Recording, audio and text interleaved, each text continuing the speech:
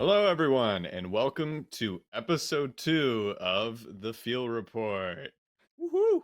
Let's go, Woo! everyone. We're We made it to back. episode 2. Yeah. Somehow. We are here. And of course, alongside me, we got Boyce, PotatoMalone, and Ninjx. Good morning. Good morning. Can't forget about that Ninjx, man, down there below. What did I do? I'm great. We got episode 2 rolling up, and we got amazing topics to talk about today. Oh yeah. How you doing there, Mr. Potato? I'm loving every single day like it's my last. I'm also happy to be here, joined by the one and only Mint up there. Oh, I mean, thank you for doing this. There he is. Oh yeah, and don't forget about Boyce over there on my side. How you doing there? Don't worry about me. I'm You just once again, I am just here. I am here for comedic value, which is kind of funny to say. I feel like that's what I'm only useful for. Anyways, punching bag. I'm used to it. I'm used to it. You ever seen the Valorant teams? Come on. Well, I mean, should we talk about how the Valorant team did this week? Nope. I think the topic is called hot streaks, not that. Well, I mean, we're gonna do like a little quick breakdown of like how all the streams went this week, of course, because we did have the R6 ACAD team. They did unfortunately lose 3-0, but we still have the main team going on a great hot streak on that side. I know we're talking about hot streaks there, Mr. Boyce. But then, of course, we do have your Valorant main team this week. Yeah. You want to talk about how you guys did against TMU? We played TMU Blue last season, number 3 in the country. GG, well played. Yeah. My duelist had a 4% headshot rating. Thanks, Slipri. Appreciate that. Alright, I'm still gonna flame him for it because it's funny. I'm still gonna flame him for it because it's funny. He said it's because he was throwing raised nades, but I hate to break it to him, that doesn't affect headshot percentage. It's just, oh well. Okay. Damn. Okay. It was expected. Damn. It was expected. We played the game. We weren't really playing as we normally would, if you could hear comms, but we were playing.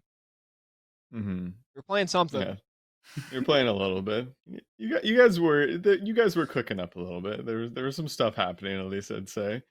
Let them cook. There was something. There was definitely something going on. But the rest of the other teams out there, the Rocket League main team still 1-2, and then our 6th, though, unfortunately, there was a lot of weird technical issues going on with that. Yeah. Ninjx, a lot of the technical issues was Ubisoft decided to do a surprise maintenance. So that kind of helped a lot because we love Ubisoft. But the main team got delayed quite a bit because a lot of players weren't able to connect one side, and the other side they weren't able to connect as well. It was just a lot of different. It was just a back and forth trying to figure out what was going on. Meanwhile, Team 2 was trying to do the same thing as well, but they even got delayed till 8 to 11 o'clock, and the other team didn't even want to play it. So main team waited till 10 o'clock. Team 2 waited till 11 o'clock, and they didn't even get to play. So thanks NECC for making the rule that if you can't connect, you have to forfeit both teams, breaking the bracket. Dude, do we wanna? I don't know if we want to bring up what actually happened of when if the team truly couldn't connect. I'm waiting for an approval in my.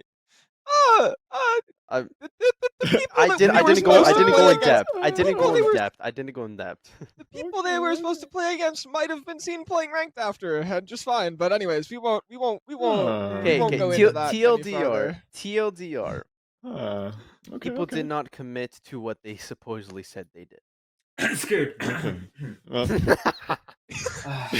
all right. Anyway, we did have Call of Duty of this week against Butler University. They did an absolute phenomenal win, 3-0 against them, which was great. And unfortunately, the CS2 team did lose 2-1 against Northeastern. And then our Apex team, though, got 14th place. Potato, how'd you feel they did out there on I mean, look, Saturday? It wasn't the main team, unfortunately. Like, it wasn't everyone who was supposed to be there was there, and they're playing with one of their subs as well. they haven't played as those three people before. So them playing together today and getting 14th place uh, was like kind of expected, but also unexpected. I wished they would get a higher rating because like I love Apex. That's my team. That was my captain. And even the sub was the starter with me last semester. I wanted them to be even better, but unfortunately they just weren't able to cut it. I mean, at least they didn't get 20th place, right? There's an upside to it, and they did manage to get a lot of points, and we did see a lot of individual play from the captain Rusty G. But other than that, there wasn't really much to write home about. Yeah, but you know what? Like, you are right. At least they weren't in that 20th place sort of position. And you know what? There was actually a lot of rounds, I want to say, they were holding sort of their game out there and were doing some decent battles out there. Like, Yeah, of course, but there's. like now because Apex is no longer the game about surviving and getting to like second place, third place, getting these placement points. That's kind of like thrown out the window. You need kills, you need to be aggressive, and that's something we did not see from the Apex team. No, yeah, we did not. And of course, it does not help that they did have a substitute player coming in on the side. So, of course, that can just really throw some things off right there at the end. But I think that's all of the stream matches we did have here at the start for this week. But we did have a lot of unstreamed matches that went on, and GG's to all of them out there from all the results of what happened. But we are going to move on to the hot streaks now. Who's still Ooh, moving up? Mr. Jesus. Boyce, I think you got that all down pat of what's going on with the hot streaks there, eh? For hot streaks, uh, honestly, I did not watch many of the streams this week, unfortunately, with everything that was going No, on. no, not For with your Valorant team. Bro, we're just on him today. We're on him.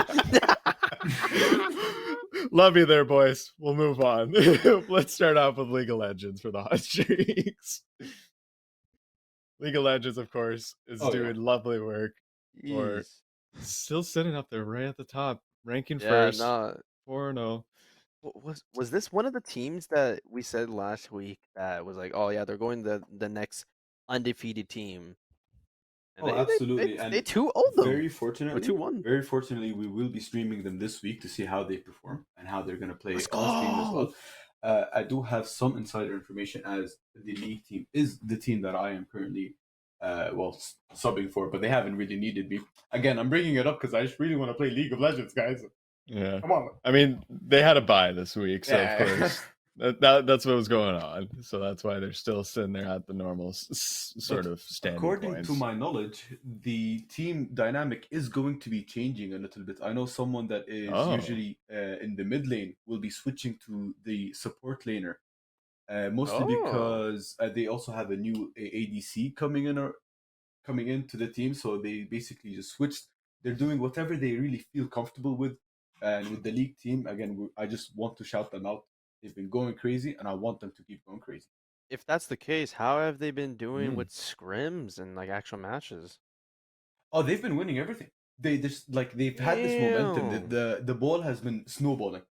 They've been going absolutely crazy to the point where they want to be there. They want to fight the next fight. They want to play the next match because they want to keep the fire going. They want to keep adding the timber, adding the fuel to the fire. Well, There you go. What we Yeah. like to see. What's what we like to see, especially like last week we were talking about a lot of changes happening in the six siege team and how they were kind of trying to roll with a lot of it as well.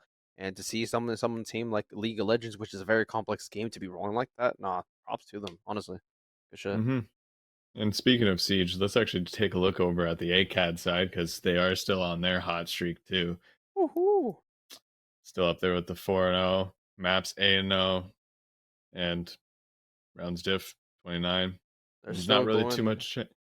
Yeah, gonna go against Fighting Scots as well. Another undefeated team. Obviously, the game will be pinged in the Discord server, so do pay attention to that to see how this hot team is going for maybe a fifth win. I honestly think they probably will make it up for the fifth win there. I mean, their whole team has been doing absolutely great out there. They've been dominating. I mean, they haven't even taken a single loss yet. So It'll be interesting to see when they actually take their first loss. Like, will they, like, just even in a map or something, like, will their momentum kind of change, or will they be able to Yeah, react to it? I feel like even going on a hot streak like that, if any loss can impact more if you already lost a game, right?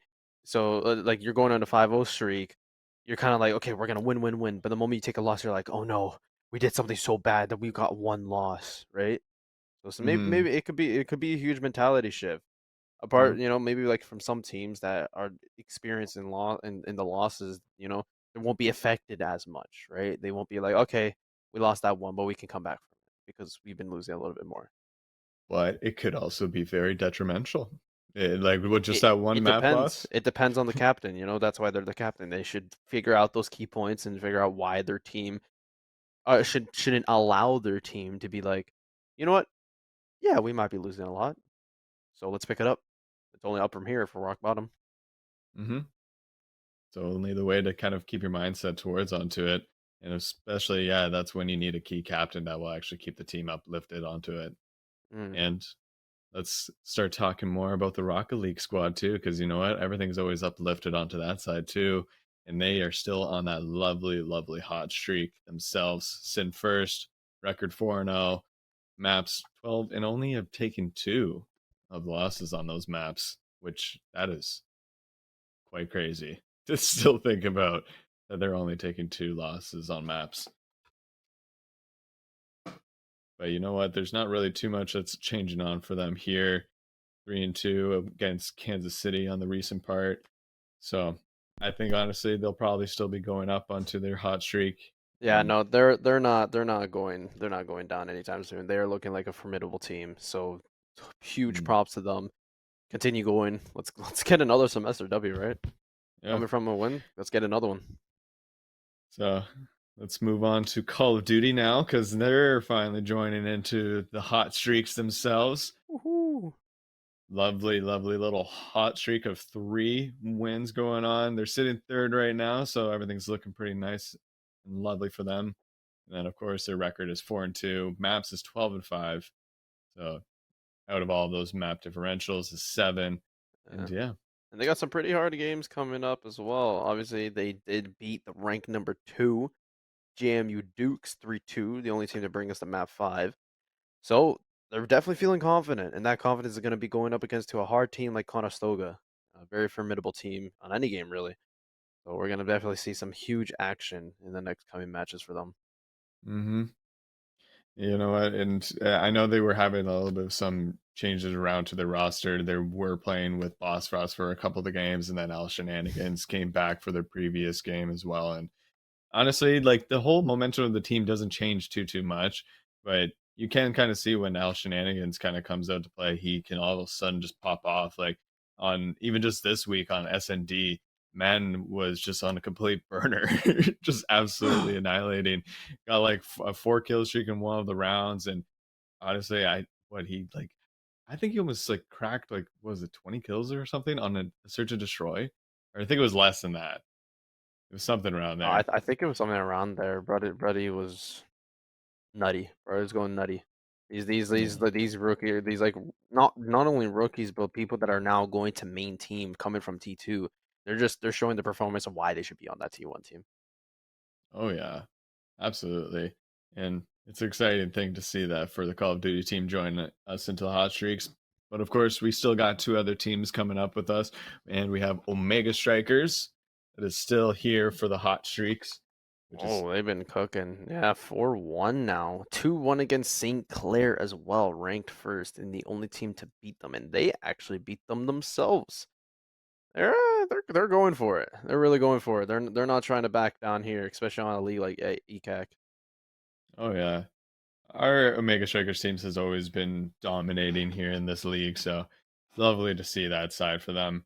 And honestly, for them to be second like this, I kind of think we'll probably see them in the playoffs, or probably getting somewhere in a great type of high match. So, I was going to say, is that score backwards? Because I believe that we actually lost to St. Clair, and that was the one loss the teams had. Oh, was oh that the yeah, one? That score, Birdie is telling me that graphic may be backwards, and that it is actually we lost to St. uh, Clair. That's the one Damn. loss Okay. we've had. All right. Well, Dang nabbit. they're still on a hot streak regardless. Like we said before, maybe that one loss streak, depending on who your captain is or who your teammates are, could be nothing. Just like another dust off the shoulder. Mm-hmm. And let's move on to the last one to get some dust off the shoulder. Is Overwatch Oh is here boy. now. And I did hear somewhere, is that recent win that you just got this week, Ninjx? Did it confirm for you guys to make it into playoffs, or what was that? Actually, no, that was just if we win, we lose, doesn't matter. The team Oh, that made us go to playoffs was actually Conestoga. We did reverse 3-0 them. They took map 1. We were able to take map 2, 3, and 4 to reverse win onto Conestoga, a team that would have been like that really struggles, that really excels on Overwatch. So we were able to. The only team that we have lost is ISU Redbirds, but we'd be able to win against University of Windsor, Purdue console team. They were actually like one of the first console teams to I went up against on a collegiate gaming, like full controllers, and they were pretty nutty on the sticks. I won't lie, they were actually pretty good. But for Conestoga, that was a back and forth matchup, just going to like the last minute, and that confirmed our win. So right now we're on 5-1 to be able to go into playoffs. So I'm very, very proud of this team. They've been doing amazing. that's awesome. And honestly, you know what? It's great to actually see that our Overwatch team is still going so strong and dominating out there out here in this league. Because you know what? Like, I've always just been hearing such great things from you guys out there. Yeah, we got to bring this hype somewhere, right? If it's not from the game, it's gonna be from us. Of course. But you know what? Fun Like, time. honestly, yeah, honestly though, I still think like the game is still coming around and surviving. So, but 100%. anyway, though, I think things have been looking great for a lot of our teams going to the hot streak, and sooner or later, I think we'll probably see more and more on the hot streaks coming in, or we might actually finally see some of the hot streaks break from our teams. You never know. It's always a teeter totter to see which side will it come. Will they actually keep it going, or will they finally get defeated from another team? But Yeah. that'll be for another week. Let's move on. Sorry, what was that? Oh no, I was saying like hopefully that everyone that's on the Discord will be able to see when these streams are coming up for all these teams that are gonna be coming up to see how to continue these hot streaks, and maybe another team can get a hot streak too. Mm-hmm. Absolutely. But I think it's time to move on here from away from our hot streaks, and of course, we are moving on to our next topic here, and it's an Cool. interesting one. First one of the Boys, day, first topic, and is we're gonna talk about. I kind of seen it a lot recently when we're looking like the most recent game releases and everything that's going on, with a lot of the kind of TikTok and Twitch games have popped off with a lot of the streams and like quick little games. I want to call them like ADHD pleasers because like some of the games were just like run in, get it done, and like it's just super stimulating. Just to answer chat, no, not live service games. If that's, I'm not sure what you mean by that. If you want to clarify that, but no. When we're thinking about the most recent games that have come out, like everyone's been enjoying. We talk about like Pal World. We had Lethal Company, Baldur's Gate, stuff like that. Among Us and Fall Guys, yeah, those are actually both great examples. Although they had a bit more longer lifespans, but in terms of the games that we've had released recently, especially non AAA titles or even just AAA titles, I want to ask all of you guys and chat, what are your thoughts on how short these games have lasted? Because you notice like Power World was there, popped off, was super popular for month or two, kind of died. Baldur's Gate 3 came out, still has a decent amount of players, but it kind of simmered down pretty quickly. And then Lethal Company, which was massive on stream, but then also kind of tapered off going into Pal World. So stuff like that. What's your guys' opinions on like how the game industry is going, like the direction it's going with this like really short lifespan and release cycle? Yeah, a comment that I saw that I like to agree with is a lot of these games have to do with stuff you play with your friends and then they die off. Like, for example, let's take Among Us. Among Us was huge during COVID, but it was during COVID. The moment that COVID hit off, people had lives, people had school, people couldn't do run the games back to back to back as much as they can. Lethal Company was sort of the same thing. It's still really popular and people are still playing it to this day. But the base game lasted only a certain amount of time because then Power World, and then it kind of came back up because mods and creators and custom stuff started coming up. A lot of the mod packs and more scary enemies and all that jazz.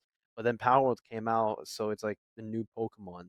So it's a lot of like if it's the best with your friends, that's gonna be taking way more priority than a game that even just came out by one indie developer. Like another is coming out, and then we have another. Like Fall Guys took suit after Among Us.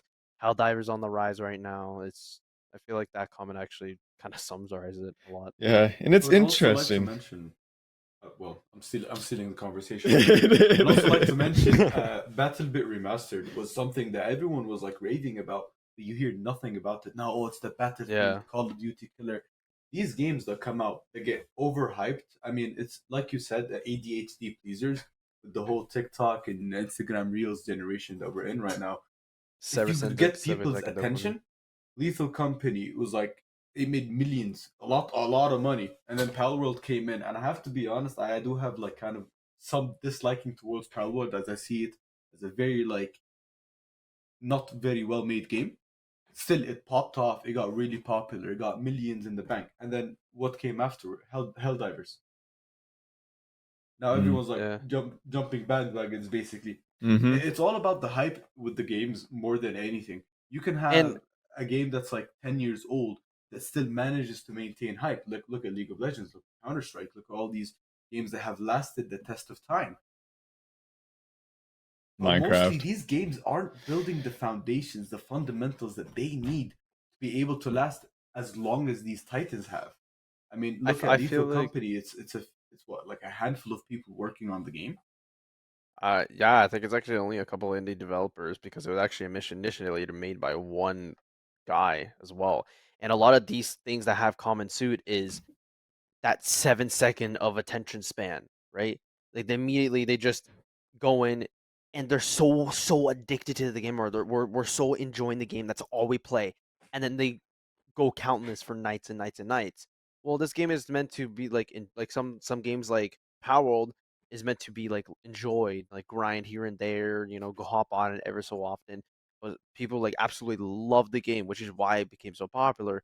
But then they grinded it for 2 whole days of everything in the game, and now they don't have any game to play. When it's an open world, but it's only open world to a certain extent. A survival can only be survivable for so long, right? There's only so much content you can play, but it's such a dopamine meta of gaming that the moment you do not have extra content again and again and again, games like I think the CEO of Power World made a release statement with the following numbers on Steam, and he himself said it will come out when it come out. This is a game, and we appreciate the hype, but there are other games to be played. There are other games to be enjoyed. So play those games, grind those games, appreciate those games because yes, we deserve attention, but so do other many creators as well. Trying to depict and get away from this fact of we don't need all the attention and the attention all the time, right? Enjoy other games, play other games. This is why League of Legends have survived for so long because people come in and then they go out and they come back and they go and like take a break for a couple weeks and they're like, let's play some League of Legends. We haven't played that in a while. They come back. Or the lovely Cyberpunk. Go play that, right? The game that was completely hyped and then got like marketed so well out there to go on social Jeez. media, and then when it came out, everyone was like, "What is this?" But the thing is, with games like that, even now they've still continued to push out like content updates, and the game's kind of like it's funny because it's way past its lifespan now, and it's now finally a stable game. But like, there's so much other stuff out there that you'd rather play at this point, so it's like it's missed its release timing. But like when you think It's about a lost the game, hype. just It's because lost the appeal. yeah, it's lost its initial launch, and that launch is like it hit its plateau really quickly, and when you hit that and you start declining, it's so hard to get back up. Like there's so little games that I can think of that have done that, other than just in that realm. Did anyone ever play No Man's Sky? Does anyone remember Oh No yeah. Man's Sky? It was Yeah. like a PlayStation Oh, exclusive release No back in the Man's day. Sky. That that flopped on release. Oh That Yeah, game no, it- sucked. It was miserable, and I've been playing that since day one of release. That game is the only game I know of that had that like initial lifespan where it just died and everyone thought it was dead, and that company kept pushing updates. They still do it today, and they continue to peak, and they're still climbing. Like that game released in when did No Man's Sky release? I don't remember, but it's been probably 6+ years, yeah, I think it was 2018. I and wanna it's say. it's Yeah. now It- that's the only that game I can think game- of that's actually 2016. managed to do that. That game That's came 2016, insane. around. That's an 26. 8-year-old game, and I Jeez. replayed that recently, and it was Mhm. so like it's a completely different game. It's a When completely that different game game. I first also replayed it released, recently, and I have to say, after this was probably the only game that would ever do this, and the only game that would succeed in doing this. Being released, of course, in the underdeveloped state that it was in, it developed. It was one of the games where people are like, "I, you know what? I'm going to stop pre-ordering because of this game." And a lot of people had that sentiment as well. But these guys, for a lot of people, since it was their first time, they showed them like, yo, hey, we can keep developing the game. We can keep building more experiences and more updates and all of these things that would bring more players into the game. And they managed to breathe some life into it. Now you're talking about Cyberpunk, how they've basically missed the hype. They missed the time. I mean, they still released a DLC that was really well liked, but even then, you will not hear much about Cyberpunk in media now. You will not hear much Mhm. about No Man's Sky. These games have fallen for the corporate greed that is in the industry and will continue to do so, and they will struggle basically until the end. And I think this basically peaked with the release of a game called Redfall from the same makers as the Dishonored series. And you think, oh, Dishonored, Oh they're my God, yeah, award-winning, Dishonored. amazing. Redfall came out, and I have to be honest, I've never seen a game as a game developer. I've never seen a game where even the developers knew what they were producing was below subpar, and yet they still released it. It was because of all this corporate greed that's coming in. But we know recently from a memo released by like a Ubisoft, I don't know where it was, but it was pretty high up in the chain of command. They're saying, "Oh, we're just gonna start releasing quality games now because that's the only thing that's selling." And we can see Helldivers being one of those games that's like, yo, this game is high quality. It's well made. The assets are like they're extremely polished. The gameplay is smooth. There's little to no bugs after, of course, the first day of the server thing. That was something a lot of people were pretty up in arms about. But other than that, this game is out of all of these recent releases, I think it would last the longest out of all of them. Yeah, and even in the games that you gotta look back that you don't see in a lot in the media as well is let's take a look to an old fan base that used to dominate the media, but they don't anymore because of one simple thing: the Deltarune and Undertale series. The creator decide to, hey, instead of releasing every single chapter for the new game and keep feeding, no, you're gonna wait and you're gonna let me do time and gonna be able to have me develop while you wait. If my game dies because of that, so be it. But I want to create the game that people want. I want to make this as a passion instead of falling for the corporate greed. So, and the fan base has continued since then. They've been waiting and waiting and waiting. He still gives like little hints in there and teasers here and there, but they still are committed because he did not fall for that same corporate greed. Instead of trying to push and push and push for making more money or making more money, he's like, no, you're not getting this. You will wait for these installments and you wait for this extra content because I know that you are waiting and enjoying the game. But I don't care about the money. I want to make this the best game I can. And that's something games should be going more for nowadays. Screw the money, go for passion. That's why gaming, is to have fun. Yeah, you said it right, like kind of right onto that. And you know, it's even like Destiny 2, if you want to put it out for Oh my that. God, don't get me Oh started my on God. that. Oh my God, Two no, people already in this. Like, Yeah, no. Destiny Do you know is what they're just doing? washed, Do man. you know what they're Like, doing? The Epic Games thing. They decide to release 3 DLCs for free to as an apology, um, to their fans. They're releasing like 3 of the biggest installments: Shadow something, Witch King, and Lightfall. Mhm. Do you Oh, know how much these DLCs were? You can go to Epic Store right now and get them for free. You can make a free Bungie right account now? with everything. Yep, right now for everything Destiny wise, free. This is not Why? an ad. Because they're doing it as an apology for their players for making and dragging all this content under paywalls. Well, let's take a minute here before they still paid for it. So what's the apology of the amount of money wasted for making these DLC free now? And all the amount of time and money spent on extra DLCs for extra dungeons and games and skins and yada yada yada yada yada. I mean, if you think about it, Bungie was affiliated with Activision way back in the past. And if we kind of all know Activision likes to really scoop up things wherever they can. I mean, look at Call of Duty. Even saw like a chat comment And in then the they got past bought was, out yeah, with Spooder by Boy making a comment saying like, even with Call of Duty, it's just a recycled game year after year, year after year after year after year. And like, is the game actually surviving for like a long time? Because look back at like Black Ops 2. That was a really good game and we only got yeah. 1 year of it. Like, Jeez. what is the point of that? Of just consistently coming out with a game every year. Basically It's new income. It's just like a new wave of new players, new money. And I remember back in the old Call of Duty days, you'd basically get the new Call of Duty, wait till Christmas, and then you'd have the Christmas Call of Duty kids who come in like they're new, they got the console for the first time, they don't know what they're doing. You just go in and you have fun killing kids in the game. Like that was a culture. There was actually like people would get hyped over the new Call of Duty, the new Modern Warfare 2. Oh, Black Ops 2 came out. Yo, they added like it's in the future, Nuketown's all futuristic and things. Now there's like less hype to every installment. And look, you could build a good foundation. There are a few games that used their hype and took it the right direction. We can talk about Deep Rock Galactic. Look at that game. The developers Oh are yeah. so in tune with the community.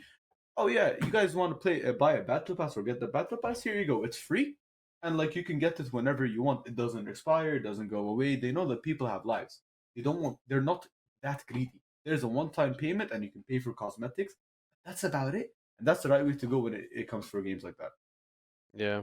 And I will reinforce that point because like the reason why Lethal Company popped off so much was because of that fact. Was of, yo, this is a passion project from a Roblox creator. A Roblox creator, bro, just made this game and it exploded. Why? Because he thought it would be really funny to send people into an Amazon making company to with their lives. And I don't think that's the thing. Indie developers start small. They don't expect it to go big. So now with all this attention and focus on, passion projects are like, okay, I'm very, very happy and we're very thankful of this, but we're still gonna continue the passion. They can't let up onto this like 7 second dopamine mindset. That's what new game developers should be going for, not the money. It might make you a lot of money, yes, and that's the point of going is for a good career path. But the point is also for the love of making games. Yeah. And we just always want to put a dollar sign around everything. And it is unfortunate side because we're all here and we just want to play video games and we're just enjoying that side. And it kind of almost seems like sometimes social media plays as such a massive deciding factor on what's going to survive and what's not going to survive. Because yeah, you see it with Helldivers 2 already. I want to say maybe 2 weeks ago, consistently seeing posts about Helldivers and people were like, this was like the huge hype around. And then if you want to even go a month back, Lethal Company, so many posts out there about Mm, some funny content that people are coming out. And then now, right now, currently with Helldivers, that's kind of dying off of all the posts. I don't see any posts about anything really with Lethal Company. Maybe that's just what I'm not seeing anymore on social media. I'm not seeing much about it. So it's interesting because then, like, what's going to be kind of coming next then for a post? it's I honestly, as much as it's a good platform for some people, I hate that TikTok kind of decides it all Yep. because that is the foundation of 7 seconds of just I'm like, okay, slip, dopamine slip.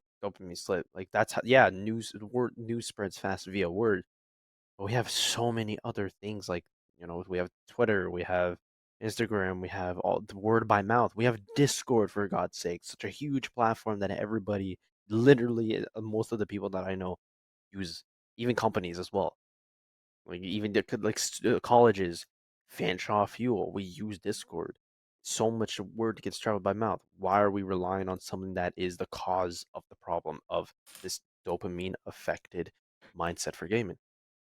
I would love to mention right now we find ourselves in a weird day and age where most of the games that are being released are popping off and dying off quickly, right?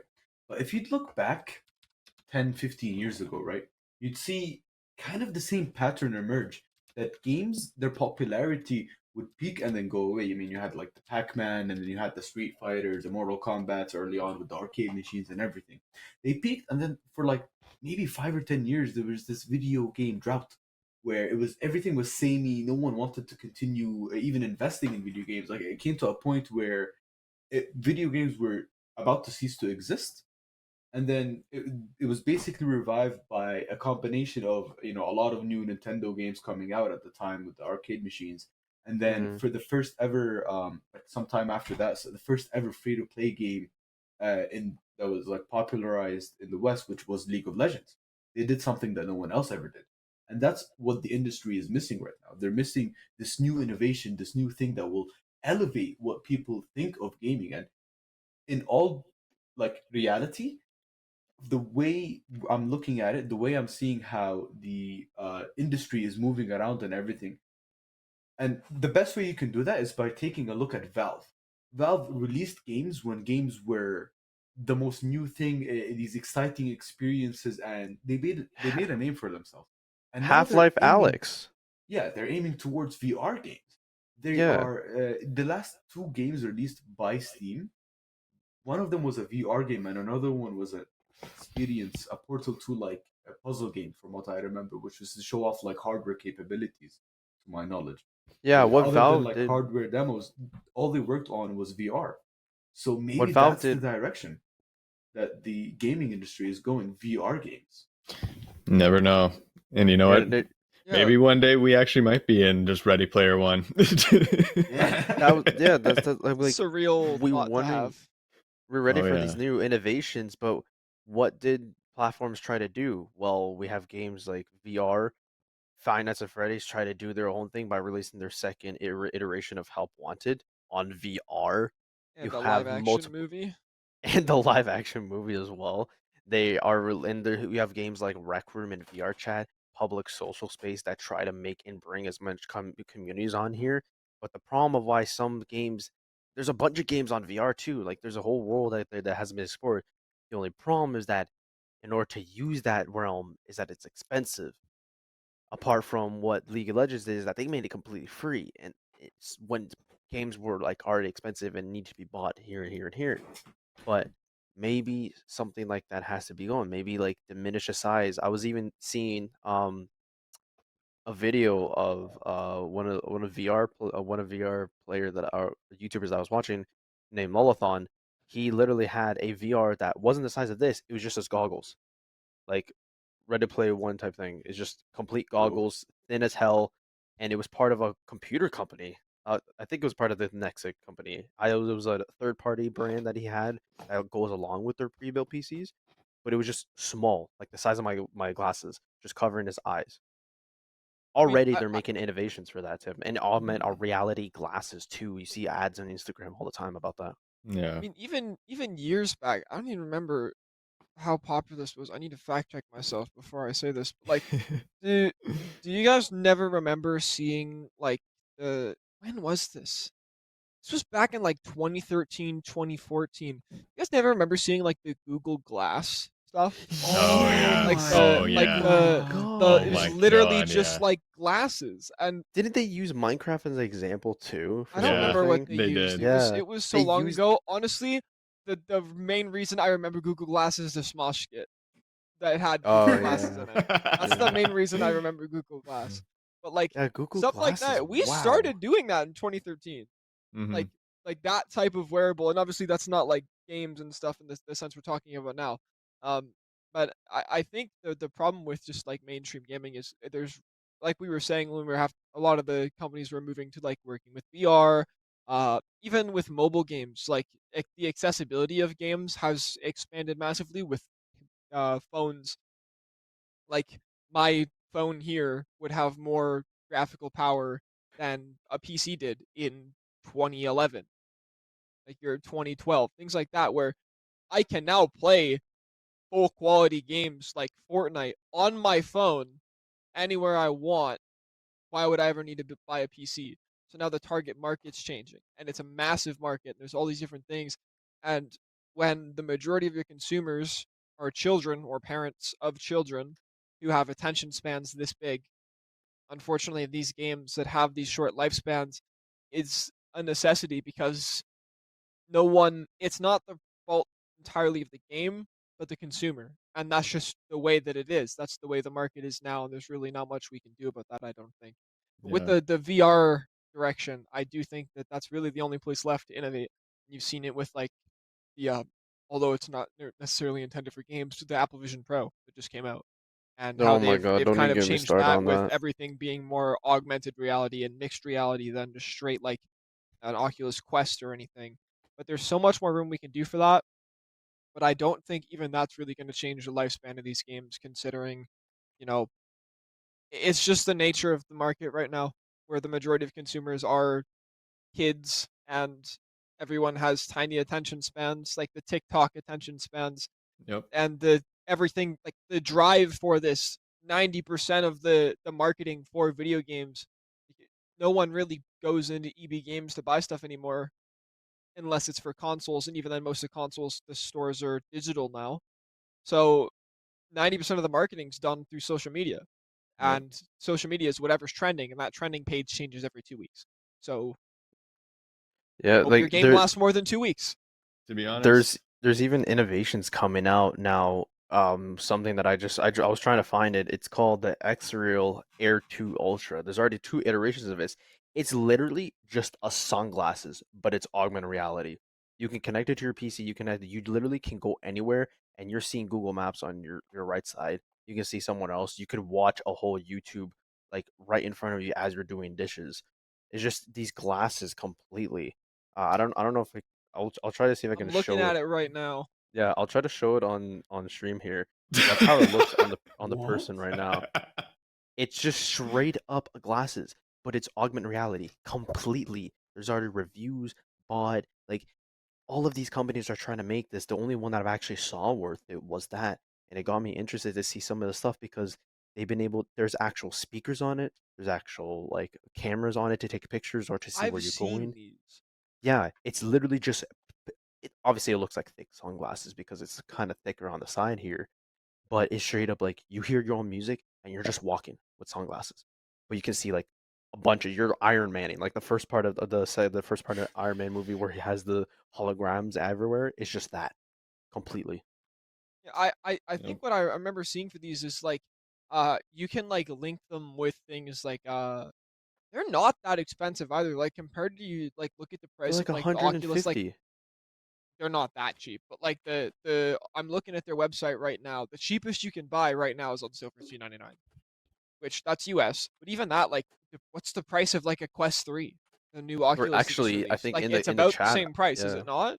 in the chat, I was the door saying his Oculus was $200 to $300 No. for That's what VR, so and and everybody even Spooder was saying like they want to have full body tracking headset, but to get full body tracking headset and a good PC to run all of that, like how much money are you gonna be dumping and stuff?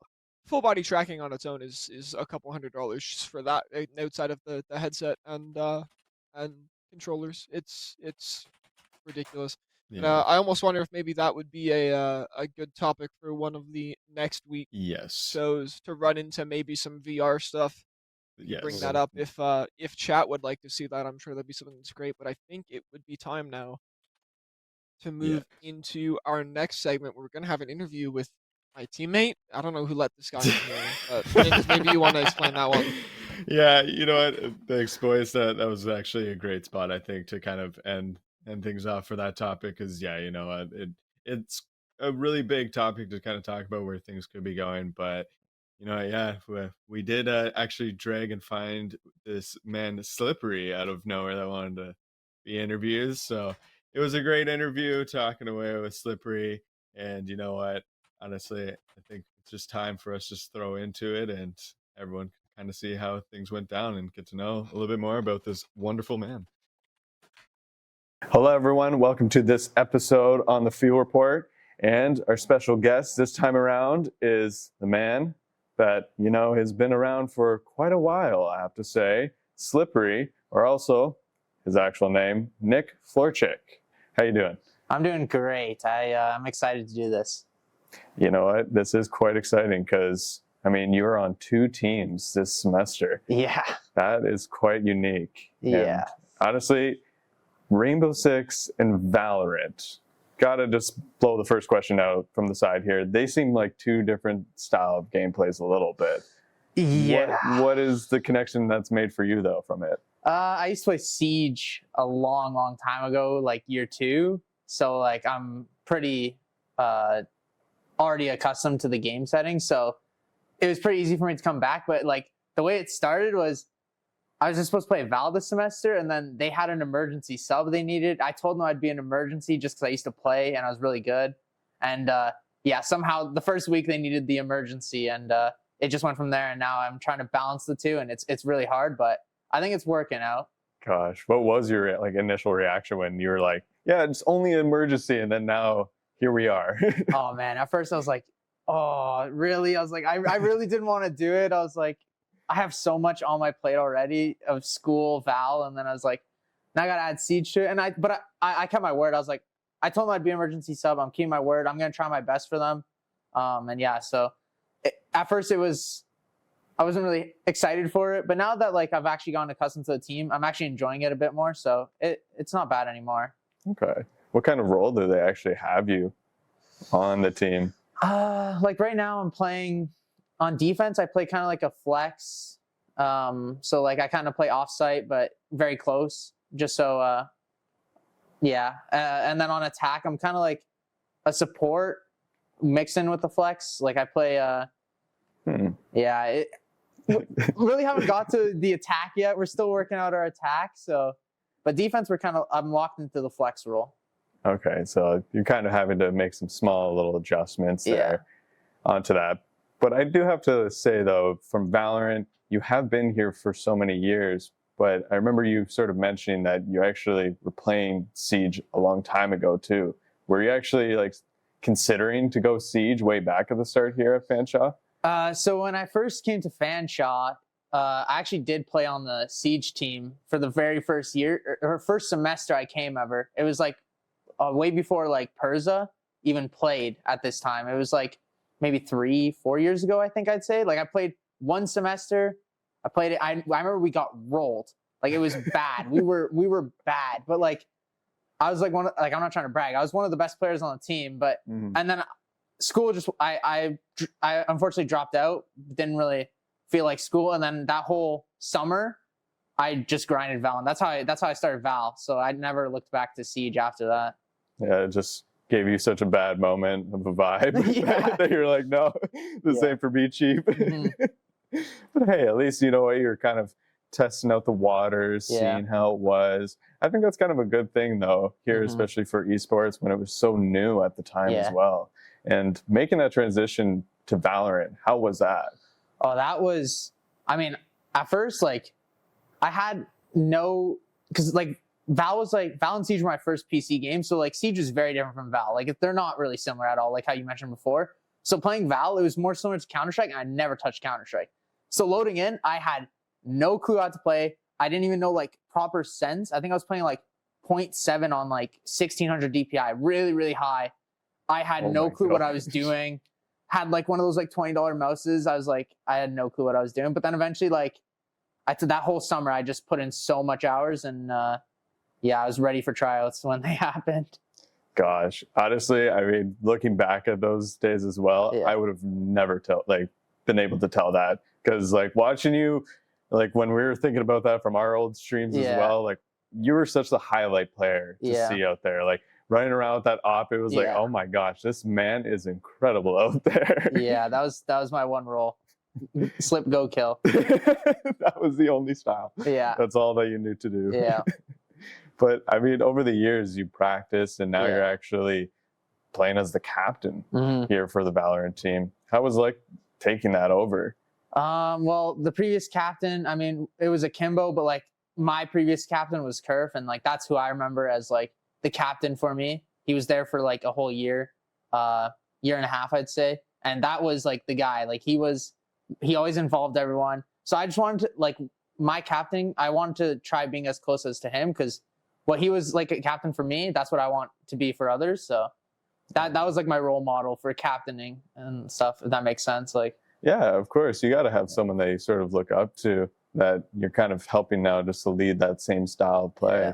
That's incredible. You got to always have that type of style Yeah. out there. And I mean, it seems like you guys are slowly trying to make a transition. You guys were a little bit in a bit of a losing rut with your Yeah. Valorant team. yeah, a little rocky at the start. Yeah. Man, so many close games. We were like, every single game we played was a map 3 or OT. It was just, every game was like such a nail, like, you know what I mean? It's so close, but we've been working on it. We played yesterday. Incredible game out of us. Not even close. We blew the team out of the waters. Like, And what do you feel you actually were doing differently? I mean, I feel like we just were playing confident. I mean, we just were like, we went in there and we're like, okay, you know, we got our maps. Let's play. We know what they're gonna do. Let's just play. And then 8 rounds in, we're 8-0, and we're like, okay, well, I mean, I get an ace, and I'm like, okay, well, I'm feeling it. Mink's out here shooting back, and we were just so happy. So we were just like, we just took the whole momentum and just went crazy. That's a huge thing. When you Yeah. have that momentum and vibes are there, it's like, just keep running with it, eh? Yeah. Just got to have that style. Yeah. And of course, we know the op, you're a demon with it out there. Yeah. But I want to think more on the other side for your agents. Yeah. What are your favorite agents? I mean, obviously, Jet's my go-to, but and then for a while it was Chamber when Chamber was there. But now, like, I'm trying to pick up my Raze, just because like Raze is so meta right now, and like as like a duelist player, like I need to learn how to play Raze. So that's what like been my goal. Like I think the last summer before, and the semester before even coming back, I was literally just playing Raze, Neon, Yoru, just practicing other duelists, just so when I come back, like no one's competing with me for the duelist position. I want to be that guy, and like I know it sounds egotistical, but like I didn't want there to be like someone else who could do it better than me. So that was my goal. Is like I want to make sure I'm up to date with all these agents. So if someone needs, hey, can you play this? It's not like, no, I can't. You know what I mean? I want to be this. So right now, Raze is like very fun for me. But honestly, sleeper pick, Yoru, I don't know why. Like I suck with him still. I do play him on Breeze for our comp, but like I'm not the best with him, but like I love playing him. He's just so jokes. Interesting. And you specified so much like Yoru like on that certain map. Yeah. Is that actually like a big thing and a huge factor sometimes of the certain type of agent you might pick on a map? Yeah, like like that's another thing too. Like depending on the maps, like some agents I love, some agents I just hate on some maps. Like I could go without, but like it's like I have to play them because they're good. And it's like I like the agent, just not on this map. And that's how it is sometimes. But no, your Breeze is so fun because you just TP back and forth with an op and they can't do anything. Yeah, that would be actually something that would be quite a huge advantage if you think about it. And you know what? I think I'm going to try and merge a little bit too for R6 and Valorant here. Like R6, you're able to ban some of like the players. Do you feel that Valorant should actually have something like that on agents?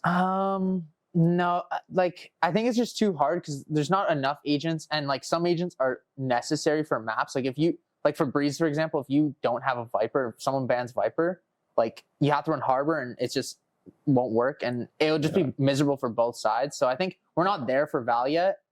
Maybe one day. I know they did try out like a agent lock thing. So basically, if you know in League of Legends where you pick someone, the other team can't choose it. They did try that for a tournament in Val. And like it was apparently really fun for a lot of people, but I just don't think we're at the point right now where we can do that with the agents we have. Yeah, it doesn't seem like there's enough agents to actually choose from. Yeah, does make sense. Yeah. But let's dive in a little bit more into your gaming world of your own self. Yeah. What actually really kind of sparked the interest for you to get into gaming? Man, it's actually well, I can make it short, but it was I broke my arm when I was in like grade 3, and after that, my cousin was already huge into gaming, and I was like, I was huge into sports at the time, and he's like, hey, come try out gaming. You can't go out play sports. Come play. Man, I loaded up COD for the first time. Oh. Yeah, zombies, and then it's just like from there is like every morning, every evening, I get home from school, wake up in the morning, COD, COD. That was what motivated me.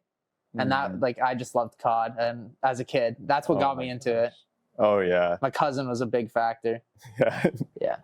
Yeah. You know what? Sometimes cousins are a little bit to blame. They just expose you a little bit to, hey, look, I'm older. I have all these fun, old, mature games.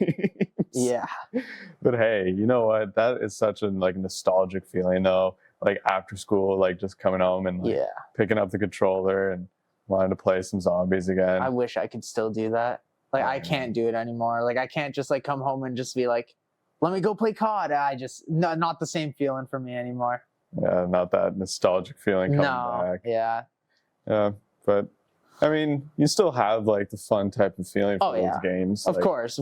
Like, I don't just hate gaming. It's not like that. It's just like the nostalgia is not there anymore. It's not like you can't just or not nostalgia. Sorry, you can't like I don't know what I'm trying to say, but you just can't come home and play like, at least for me, I can't play 8 hours in a row. Yeah, no, it's just not like that. No, anymore. It's not like that. Especially when you get older, you get so many tasks. And exactly. Other responsible things to do. Nowadays, but I'm curious though, what do you like equipment wise like run at home? Like the full like equipment or like your keyboard, mouse, like it's interesting. Okay, I'm just saying like your op like skills, the way that you're able just to aim up and make those hits so fast, it's phenomenal. You must have like a $3,000 mouse or something. No, I just got a basic super light. This old school Logitech Superlight. That's just like my go-to mouse. I do have a couple other ones, but like that's my mouse. Keyboard, I can only play on a 60% keyboard. I literally can't touch any other keyboard. It just feels so weird to me. Yeah, a little tiny one. Yeah, I have to have a tiny one. Hey. That's the only thing I can play on. Honestly, it probably is easy just to maneuver around with. Like, oh yeah, especially just having the keyboard off to the side and then everywhere you go, you have so much mouse room. That's why I love 60% keyboards. Yeah, just nice and easy around. Yeah. To get into that style, but do you feel like it actually performs better for you out there then in these games? I would say like keyboard wise, like I mean that, like I like to have man, what's the word? It's not confidence. It's like where you believe that it's true. I'm blanking on the word, but I always like a placebo. Placebo. That's one. I always like to have the placebo where it's like, oh my god, I'm frying today. Like it's like, oh, I just changed my crosshair color. I'm about to be amazing. Like I always have anything that's like me. I go off of like just placebo that like it just works for me. I don't know. Like I literally before a Val match, I changed my resolution. I was like, I'm gonna change my resolution. I'm like, oh my god, I'm frying. Dude, I go in, I drop like 30 kills. I'm like, dude, it's the resolution. It's the resolution, guys. I'm telling my team in comms, I'm like, guys, try out the resolution. Now I'm telling you. They're like, gotta change it. Yeah, they're like, it's placebo, man. I was like, hey, it's working for me. Yeah, whatever works. Yeah, so I like having that placebo. So like, if someone does have a new a keyboard for me, I always just like, even if it's like a different keyboard or something or a different mouse I'm using, I try having the placebo that it's a better mouse for me. So like that's like how I roll. And hey, you gotta have that type of style. Something that hey, keep it going onto it. But you bring up an interesting point though with the hit markers. Is that an actual thing that can make a bigger factor on your play style out there, like improvement on shots? Like what do you mean? Like you can actually change like the crosshair? Yeah, the crosshair. Sorry. Yeah. I mean, like it's just preference. Like I swap between a dot or like just a small crosshair because I like to see more of my screen. But some people do prefer like bigger crosshairs. It just helps them like see like just where their middle of the screen is better. Because that's all it is. You just want to find like the crosshairs just show where your middle, like where your shooting is, and that's like how people roll. But I like the dot. I don't like to have a big crosshair. So, okay. But I do switch it. I do switch it sometimes. I'm like, it's not a dot day. I'm just not hitting shots. So I just swap to a like little crosshair. I'm like, yeah, this is the one. This is the style. Yeah. Yeah. The placebo's back in. Exactly. Every single time. But hey, like it's interesting though to think about that with the hit markers because like everyone wants to just see like the little millimeter of like that Yeah. like moment to see if they can find that little pixel of the player to hit them off. Especially in R6 though, eh? Yeah, R6. I mean, that one's a bit weird. I'm trying to still figure out what's my placebo in R6. I'm not gonna lie. I gotta find out some new placebos in there. Yeah. Yeah, I gotta see what I can switch up and be like, oh my god. Did you actually like for R6 ever play on a controller? Because I think there is Controller? Yeah, there's access to controller, right? I don't know if there's access. I used to play like because I came from console, so I was like a huge console person. So I did play Siege on console for a majority of my time. Oh. I think from like year 2 to like year 5, 6, maybe. I don't even know. But yeah, and then I swapped to PC, played a bit for PC, and then got enough, like good enough, tried out for like then I came to Fanshawe, played Fanshawe for like one semester, and that's what happened. But I did majority of my time. That's how from console to PC, it was a decent transition because I knew all the callouts, knew how to like already properly place myself. I just need to know how to shoot my gun. I need to know how to use a mouse and keyboard. So I was like, that's why it was hard for me at the start. Picking a mouse and keyboard's not easy. Yeah, it is very selective of the styles out there. I know, even myself, I'm quite picky too on styles and which one you need out there. But you know what? Gonna have to bring this up because you know there's been so many years of you actually been here. Yeah. Unfortunately, you weren't able to play just last year. I play not last semester. I didn't play, and I didn't play the semester before. Okay, the semester before too. So like the winter semester and then the fall semester this year. Damn. So I took like a little bit of break. Okay, and then we're going dark mode here. Yeah. I was gonna make it incredibly intense because I was gonna say like you came from a championship, went through all of that. How was that actually in that initial feeling? Man, so like the first championship was like because oh man, I think we're 2 and 3 in the finals because we've been in the finals more than once. But the first championship was like it was very, very good because that semester we were in 2 grand finals. The first one we lost, what was like 5th map OT, and it was very, very close. But the second tournament, what was ECAC, I think it was, we won, and that feeling was amazing because like all of us, we went out. I'm pretty sure like that weekend we all went out, we all got drinks and stuff. We just had a party, like it was insane. But yeah, winning that championship in that moment it's unreal. It's nothing like anything. Like you can't describe it. It's unreal winning a championship. You guys were all like actually in the esports in the fuel station when the you won? second one we were. Yeah. The second, I don't know if there's a VOD of it, but the second one we were in, I could not shoot my gun in the second one. Oh my god, I remember that. That second one, I felt like I did not deserve to. Well, like obviously I felt like I deserved to win it, but like I didn't feel like out of all my teammates, I felt like I did the least to deserve it because I just was not shooting my gun that day. But like, man, it's still an unreal feeling when everyone wins. We all like got out of our chairs, like, oh my god, we won this, we won this, we won this, and then we go. Like they did the all 5 interview. Like they interviewed all 5 of us at the same time. We're all there, like talking about it, like all still energetic and stuff, taking photos and stuff. It was amazing. Feeling probably like on cloud 9. Honestly. Yeah, exactly. It's an unreal feeling. Oh, that's awesome, and it's so interesting to hear on that because like from just like being at home, it's like you probably like won the first one. I was like, yay! But like the second time, it's like you're there with all of your teammates, and it's definitely almost like just how it is like with normal sports as well. Like when they actually make that big win and get the trophy, it's a iconic feeling to have, and it's kind of neat to actually have that here just at the fuel station. Yeah, and you're actually able to live that moment.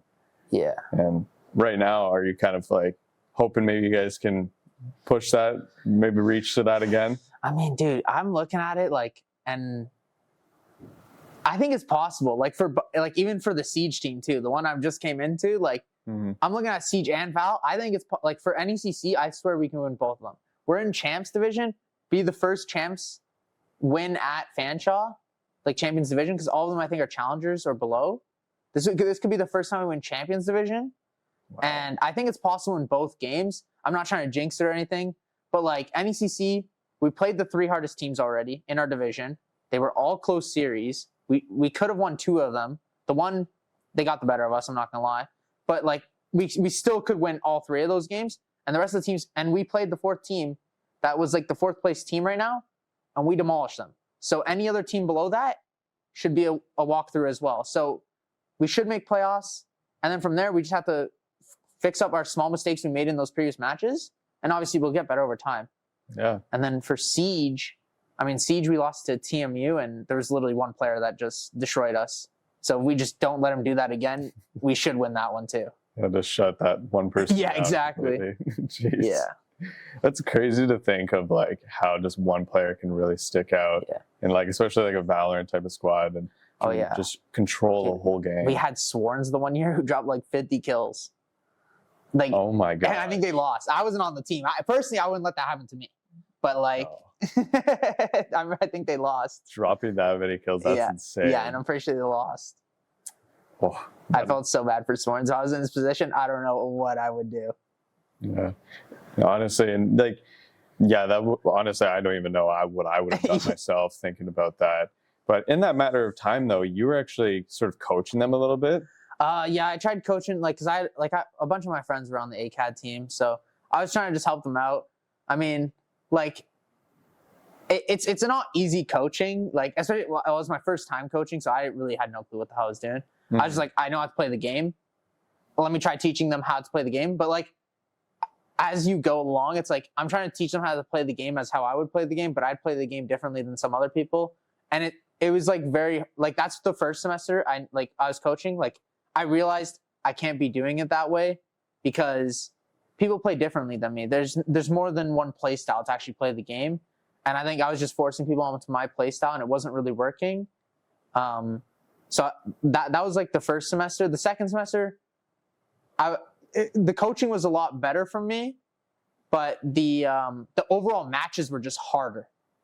Oh. Yeah, we got put, like, the ACAD team got put in a really hard division, and it was just like, they were like the people they're playing are like the RT1 level, and it's like, okay, like, they're playing Waterloo's main team, Carleton's main team, and this is our ACAD team. Oh no. Yeah, Waterloo so third in unfortunate. Canada. Oh. Yeah, our ACAD team might not even be like top 50. Like, Oh, that's so sad. Like, Yeah, they're so not even like getting them the proper feeling to actually yeah, it was get just into it. it was just brutal. So I was like, I tried helping them as much as I could, but like, as much as I could help them, it was just like, I don't know what NECC was cooking with those brackets. Yeah, that seems very like, I want to say, misleading on how to actually improve yourself to maybe make it to a main team, and it's like, nope, you're going against main teams. Yeah, yeah, exactly. Gosh. Yeah. I got to bring in the final 2 questions, though. All The right. first one, Slipri.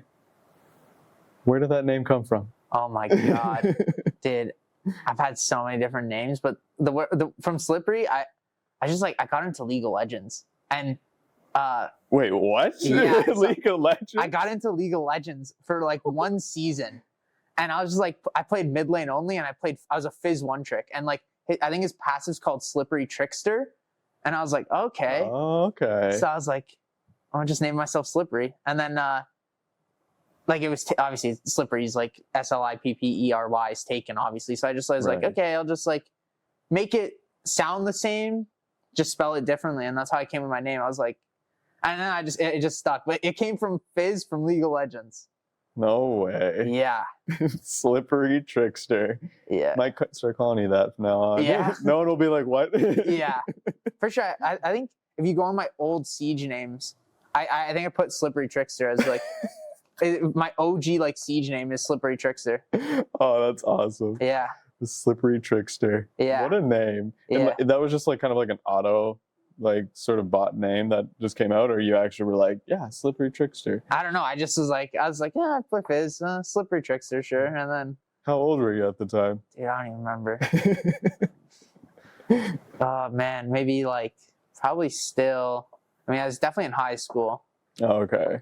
I don't know when it came, but yeah, no, it's definitely in high school. It's like those iconic like Yeah. names when you're younger. It's like like with like the boy like BOI instead of like Yeah. BOY and Yeah. stuff. It's like I think this is really cool. Yeah. I don't know. I was a Fizz one trick, and I was just like, yeah, the passive Slippery trickster. And then because I don't even think it was like the pass. Like someone just like called me like they're like, oh Fizz, you're so slippery or something like that. Like because like I kept like I don't know because like his one ability makes it so like he can't get attacked. And he jumps around everywhere and he can't get attacked. So like I just kept like jumping over walls and stuff, and they could never kill me.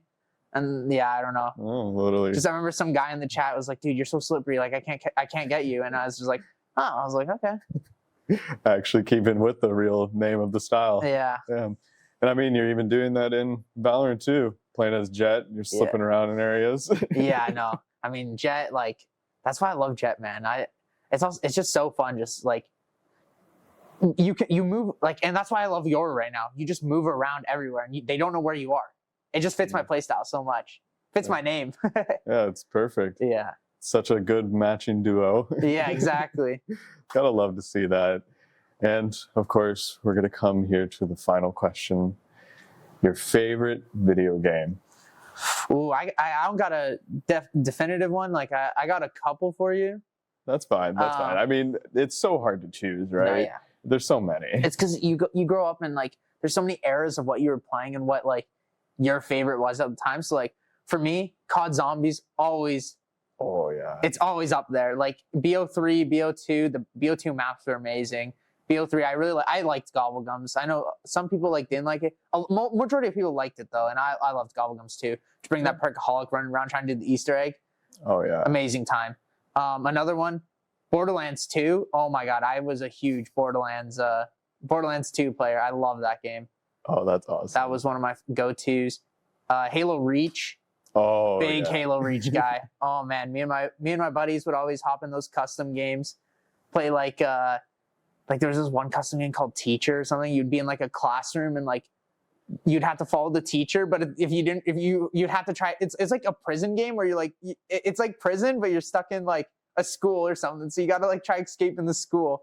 That was on Reach? Yeah, on the Forge. Yeah. I had no clue you could do that. Dude, it was so fun. Oh my god. That's awesome. Yeah. Oh my god. New things always come out for video games that I had no even clue that was like a thing you could do in the games. That's so cool. And what do you think then about Borderlands 3? I wasn't as big of a fan on Borderlands 3 as Borderlands 2. I don't know.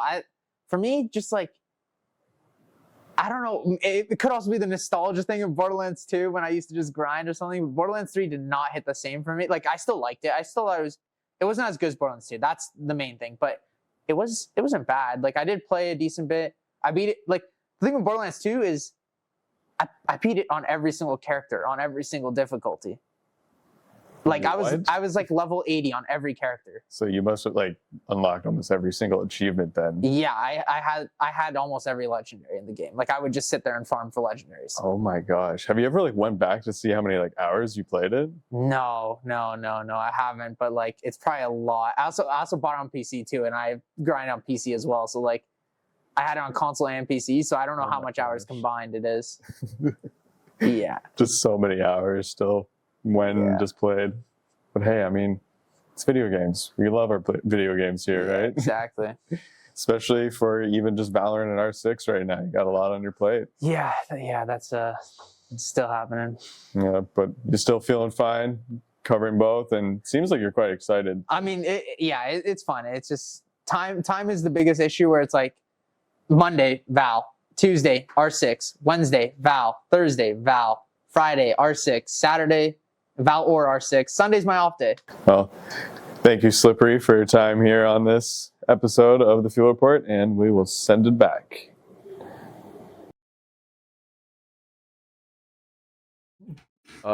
Boys? Yo, bro's going hard at it.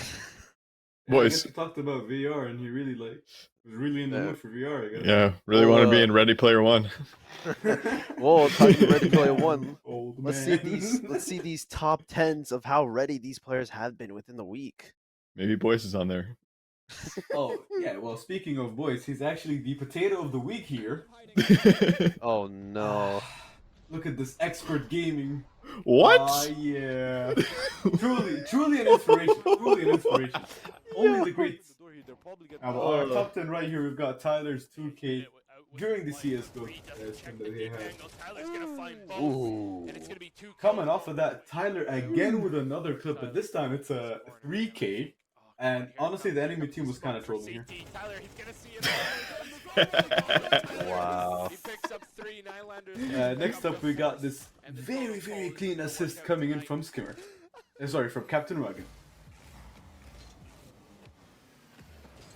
Honestly, I put that in there just because like, it was so smooth. So smooth. That's just clean though. That's like better on butter. Next, we got a Slurp Ace. And this will be the first that we see today.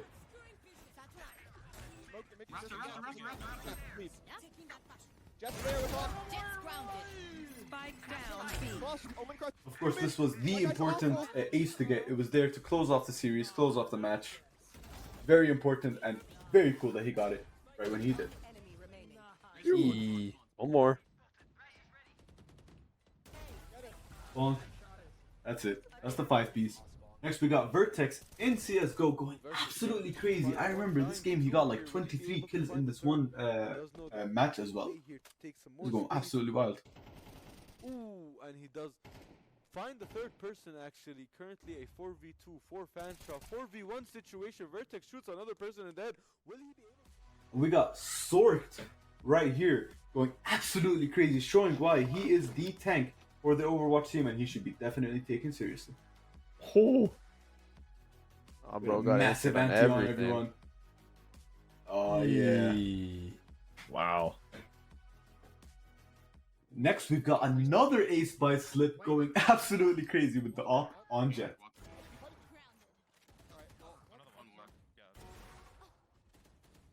E. I'll fight here. No way. Never mind, wait. Not in. I mean, said it already. He's a demon with his op.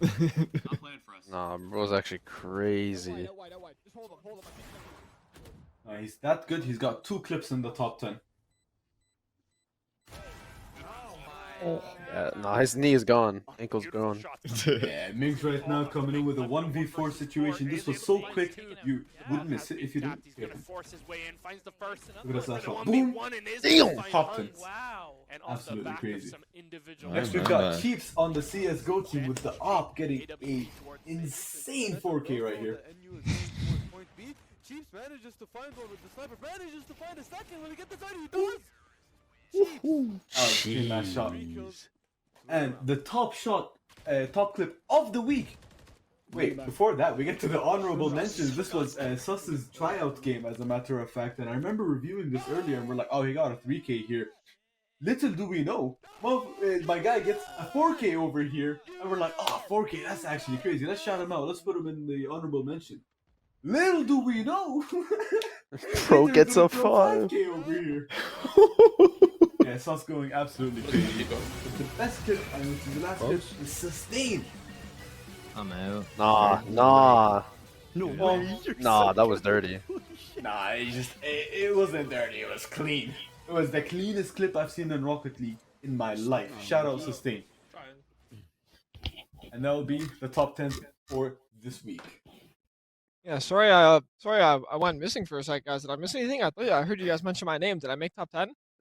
Oh yeah, Don't worry you about did. I'll Run it have to back, watch Turbo. Back later. Run it back, I'll have Turbo. to watch it back later and see what happened.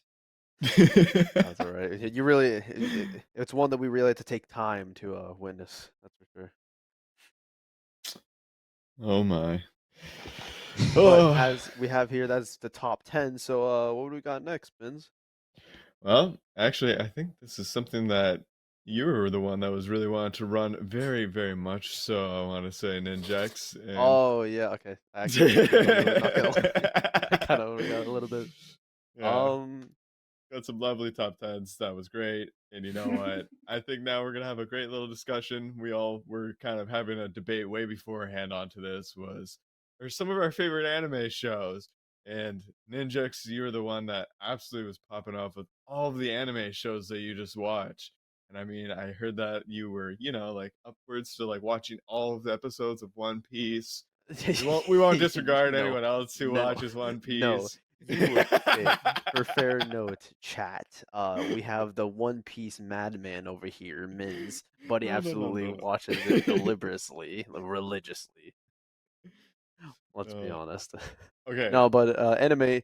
Honestly, it's something that brought me a lot of attention to a lot of different things in life. Um, as controversial as it is, a lot of the animes that I grew up with and I started off was very, very simplistic and overhyped ones. But those were like I was just new into the genre, so like SAO was my first one.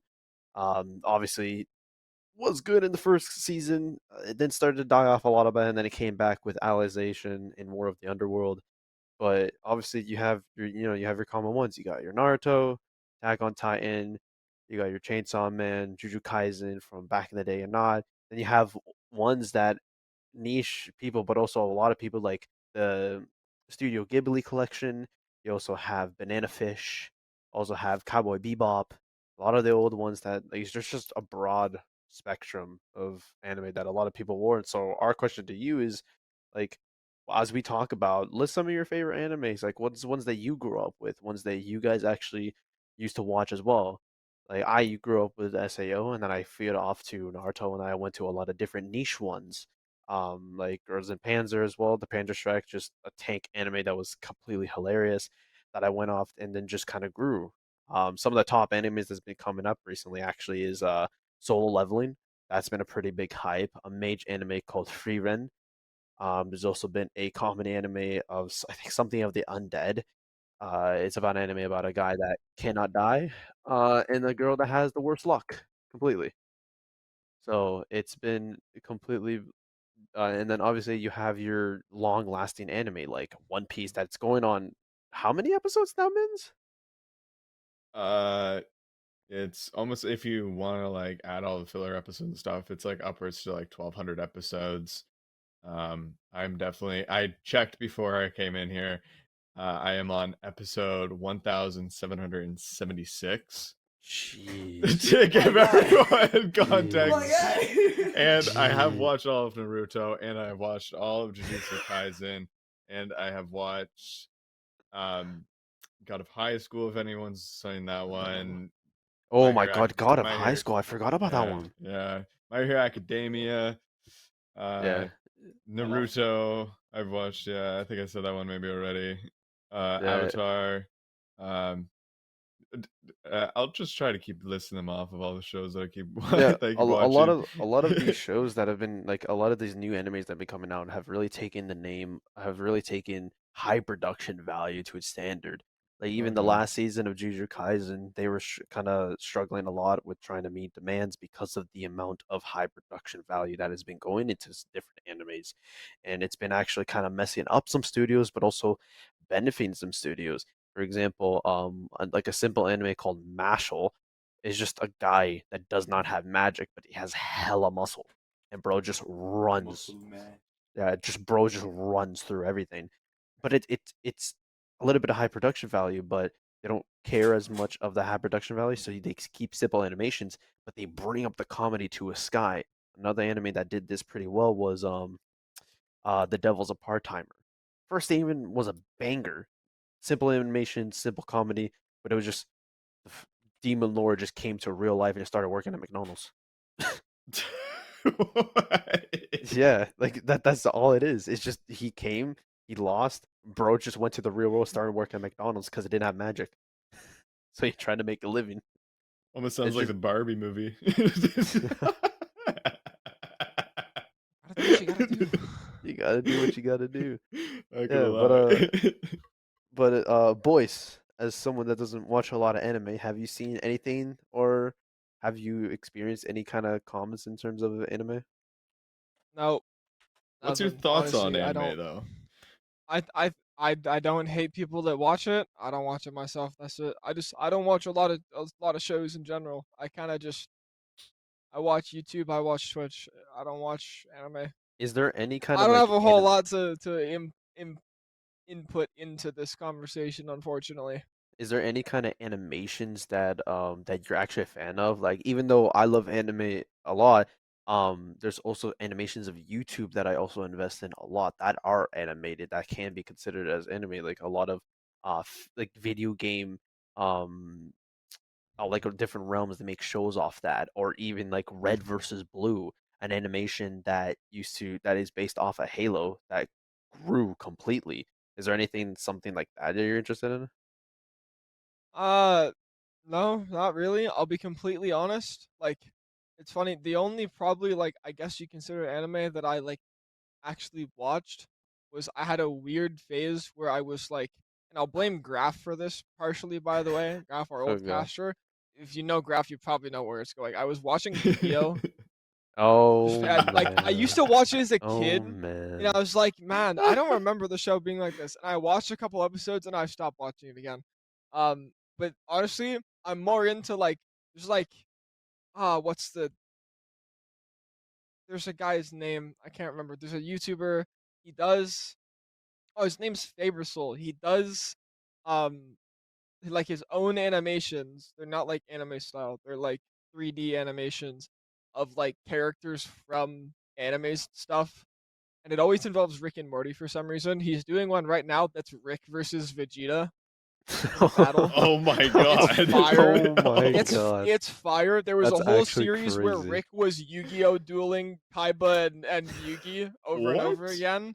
Yeah, Oh my there's god. like a whole lore system. That's the only Damn. thing that I'm more into that than the animes themselves. Uh, there's even this is why I love anime, because a lot of these things have come out, like an anime that takes drama to the top. JoJo's Bizarre Adventure, like the amount of reactions that people get from that, but even to this day, you see big corporations, you see gaming that do the poses that they would do, like how they arch their back like Michael Jackson style. You see some character models that I'll see sometimes on Instagram Reels where it's like, I think this company is a JoJo fan, because you'll see their player models doing those poses completely, but it has nothing to do with anime. Like anime has completely, in the fun fact is that it actually went skyrocket in popularity with a lot of animes when COVID hit. People got introduced to a lot of different animes, even older animes, completely. Even myself was watching a lot of it too, because it was COVID for the first kind of like half a year.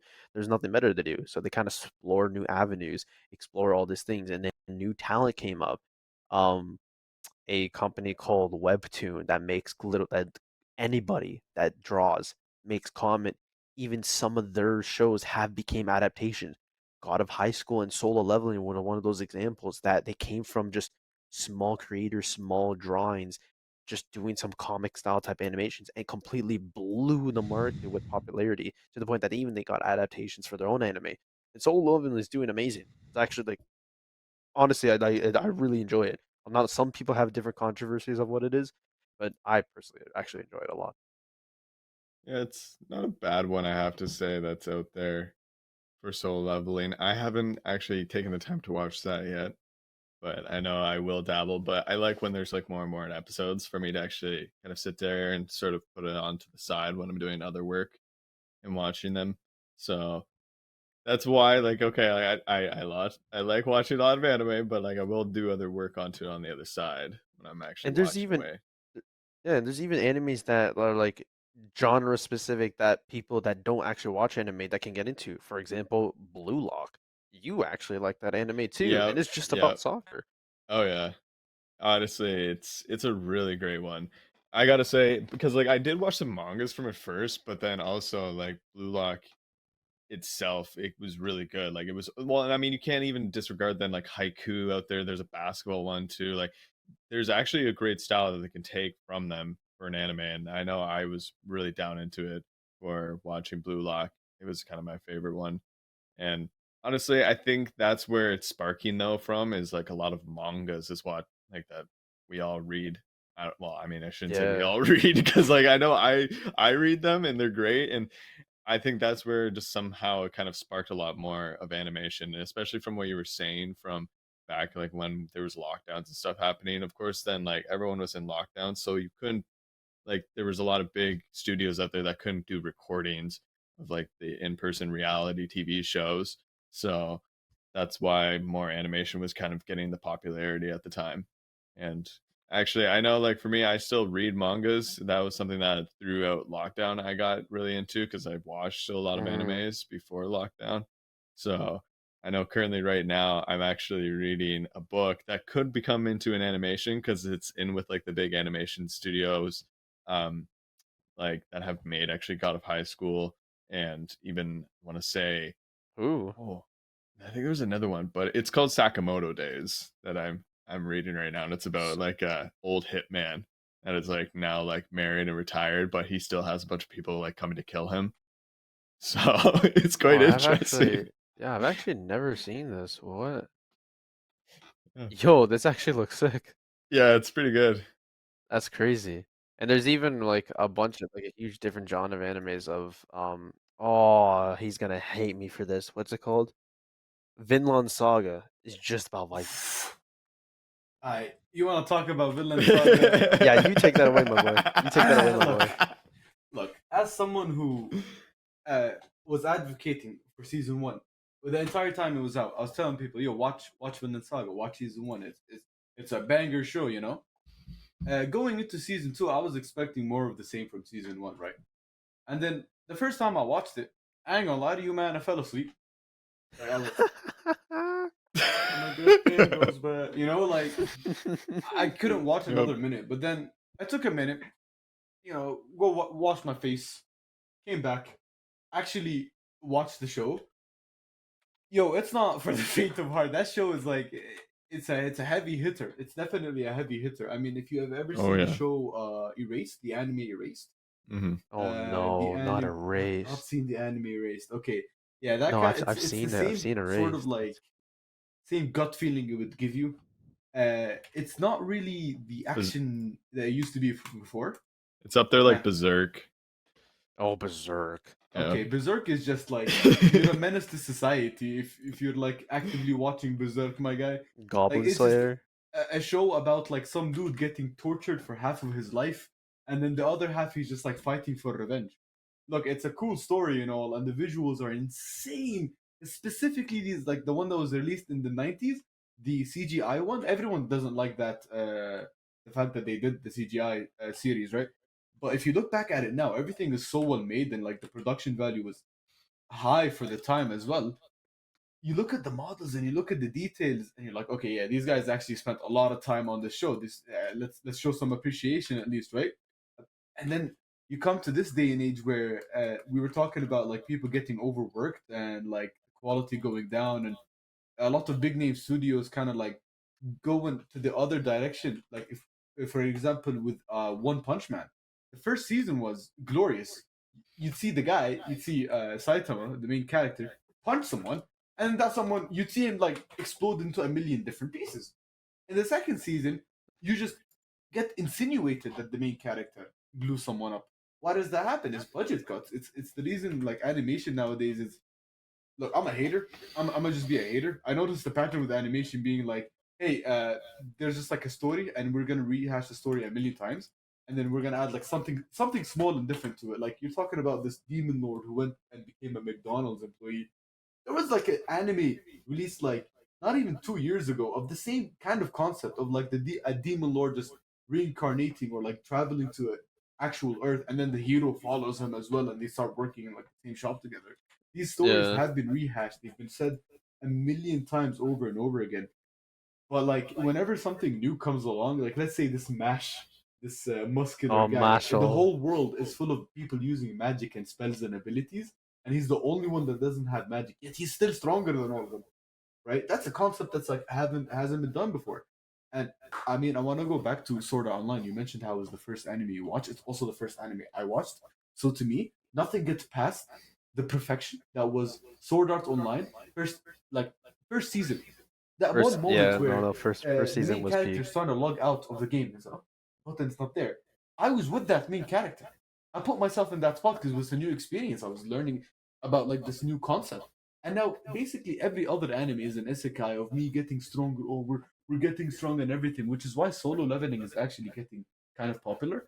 because for the first time in a very long time, they're showing a main character that's like supposed to be this like super strong character actually struggled to get to that level instead of like, man, I'm dead. Oh, I woke up. I can punch a wall now. Yeah. Yeah, they actually show the hard work of him going through through the ringer to go and get that strength. Like they see him like, damn, I am the weakest guy here. Hold Yeah. up, run that back. The first when Sword Art Online came out, like they like even Kiriko was the same thing in a little bit of a standard because they got locked out, but he wasn't the strongest person. No, But he he was didn't just a like beta tester. Like he yeah, he had was some information, but he didn't have an advantage or anything. no, he didn't have advantage, but he grew. He went through the Yeah. ringer. He went through the emotional damage. Literally emotional damage on friends and life completely. Like he that's why he was like the solo player, the solo leveling player, trying to go for that solo route, building as much as he can. The reason why I fell in love with that anime too is because I could feel real life scenarios of like, wow, like he just betrayed me. Why? People go through that kind of stuff every day. And yeah, you can argue like a lot of different animes, but at the time, that kind of concept wasn't introduced of being in this realm of unknown. Like, holy shit, I'm in a video game. Like, what? Why can I not escape? And then they released a note like, oh, we can die in real life, like the video That's game. crazy. And it's like it was just a concept mind blown. Obviously, Yeah. now done redone a million different times. That's why redo redo not redo failure re something Rehashing? one no that one anime re something I can't remember Ray Zero? re zero, yeah, I completely hated that anime, absolutely hated that anime I just didn't because the actually watch it. I just know the name because it's kind of it, famous. it was just Why the do you dislike concept it? of like because I didn't like the concept of like he would try and then just gets reset when he dies, but the emotional damage was still there. It just kind of felt like they kind of took the concept of a lot of different animes but try to force feed a lot of trauma into it that didn't settle well. A lot of people loved it, but I don't know. I personally didn't understand and like the concept at all. Yeah. But you know what though, like storylines are like such like a big factor, but like I have to say probably more anime though can show a really strong nice storyline that you can kind of actually build a nice connection towards too. And then it's kind of a nice little escape from reality sometimes because you can kind of connect to like a different type of character, exactly what you were just saying, Potato, with Sword Art Online. Because like I know, like, I'm not saying for like One Piece, like that's like how I connected to it. Like, there's like 1,000 episodes. It's a nice thing sometimes for me just to throw it onto the side, but it's not like my favorite top anime. To be honest, it's actually Cowboy Bebop that sits at the top for Oh, me because, peak. like, yeah, it's a really nice like connection that I was able to make to it, and it's an older type of anime, and I love the older type of animes because I feel like they put a lot more time and dedication to the stories because like there was more like minute small things that they wanted to like put into consideration about Oh, it. you want to talk about minute? Everybody that has watched this anime will know the emotional trauma this guy went through. Monster. Bro saves a kid's life. So this concept is very old anime. He's a doctor. He saves a kid's life. That kid ends up growing up to shoot the person close to him. And he goes on a path of revenge trying to investigate why. A kid that he saved from a shot of his from like a bullet wound of their own grew up to be a serial killer and he feels guilty because he saved his life. So he grows up in a path of revenge trying to Isn't get this him. Kung Fu Panda? Like the main villain from the first movie, like he's being raised Oh my by God. the mentor, and like yeah, I forgot his name. Like the main antagonist from the first, no, not Poe, not Poe the panda, like the tiger, like the evil guy. I forgot his Yeah, name. yeah, Shao yeah. something. Shao Kong, some. Anyways, Yeah. the evil Sh- guy. I don't Shilling. think anything Shai you Lung. just said was Shai correct. Lung. Shai There you go. Long, yes. Yeah. Shai So basically, yeah, it's the same concept. It's like, oh yeah, he was raised by the master, and the master's like, hey yo, I done goofed. I did an oopsie, guys. You gonna kill us all? Mm. That's the same concept, was- isn't it? Yeah, it does have about the same concept. Pretty close, I want to say. It sounds like, but Yeah. I think well, Come with Payment came out a lot soon after it too. When did Monster come out? But yeah, I actually want to ask. I mean, you said your favorite anime is Cowboy Bebop. How do you feel about that live action remake that they did? I never And do you watched think it. it was faithful? Oh, you didn't watch I it? never watched it. No, because honestly, like I heard about it and then like I watched like a little trailer about it and I was like, no, this should be in the garbage. Why? Why did What? they You do watched the this? One Piece one? Why did they Really? do this? I haven't watched the One Piece one because honestly, I hate when they take animes and bring it into real life. It's like, why? Netflix adaptations. Why? Please leave it as just an anime. Yo, you want to Makes talk no about that? sense. Let's talk about the Netflix adaptation of Last Airbender. Oh my god! Again, no, Okay. like that. Okay, trash. yo, straight up, I kind of liked it, yo. I kind of like this this new Avatar that came out. Look, I know the story is like exposition. I will tell you my backstory and that for my motivations and my actions. Yo, like that's kind of goofy as hell, right? But for someone who doesn't want to go back and watch the old Avatar, watch like basically an animation that's been out for over 15 years, and I have to say, as an animator and as someone who just appreciates really well made animations, you can go back and it does still stand the test of time. But nowadays, you're looking around and you're looking at all these animation quality that's just insane, and it doesn't compare. It simply doesn't compare. So if you want to know the story of Avatar, kind of like an abridged version, that live action one isn't that bad. And also, the Cowboy Bebop live action got me interested in watching the actual Cowboy Bebop. I haven't done that yet, but the live action was like it told a really good story.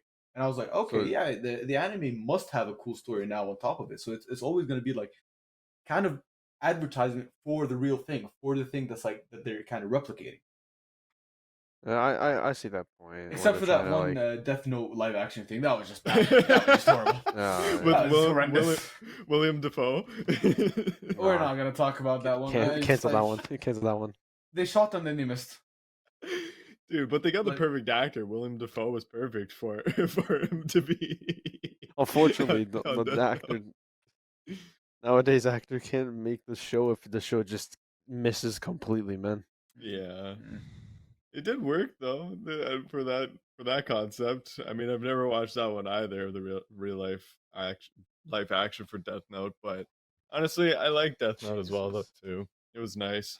I like Death Note too, but like as he was saying as a concept, like I do agree with like people that don't like people like Boyce that don't really watch a lot of anime. They can use these live actions as a kind of like an intro or an advancement to be like, so many people have been dogging on me to watch this. Why don't I just like take a peek, take a gander.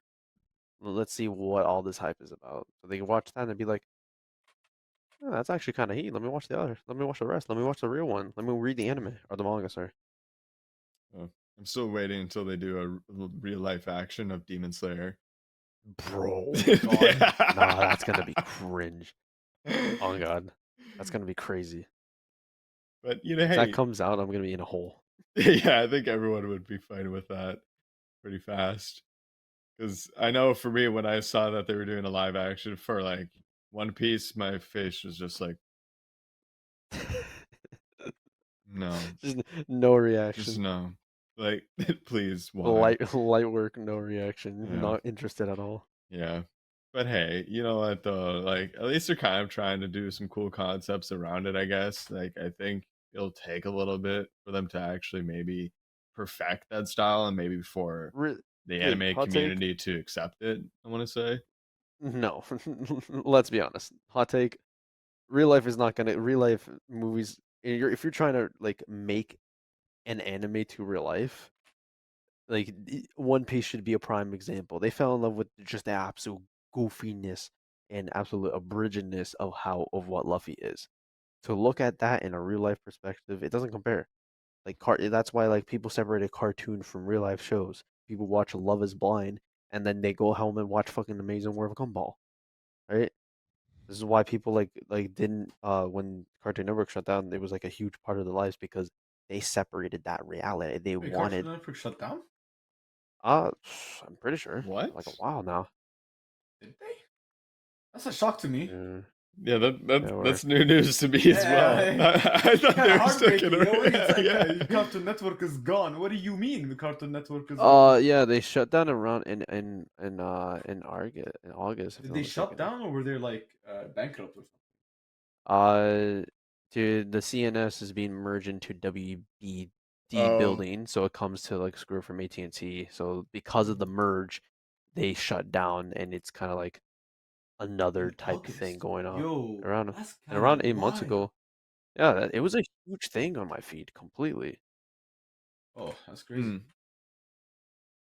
Um, That is kind of And actually it kind of threw a I'd like to curveball see- because into yeah, the yeah. conversation. the Yeah. reason why is because on Wednesday, Warner Mm. Bros. Group confirmed that they let go 82 staffers across animation, scripting, and unscripted division, leaving unfilled positions vacant.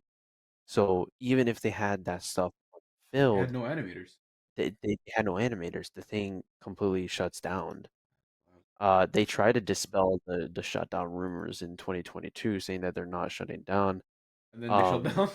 But like I'm pretty sure I'm pretty sure, if I'm not mistaken, they said on Twitter on October 14, 2022, saying that we're not dead, we're just turning 30 to our fans.